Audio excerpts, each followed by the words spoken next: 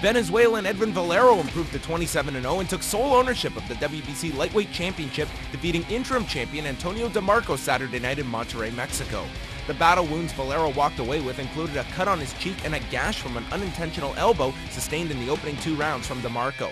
It was a solid performance by Valero, who was dominating DeMarco when the fight was stopped prior to the 10th round on the advice of DeMarco's corner. All 3 judges had Valero ahead on scores of 89-81 at the end of the bout.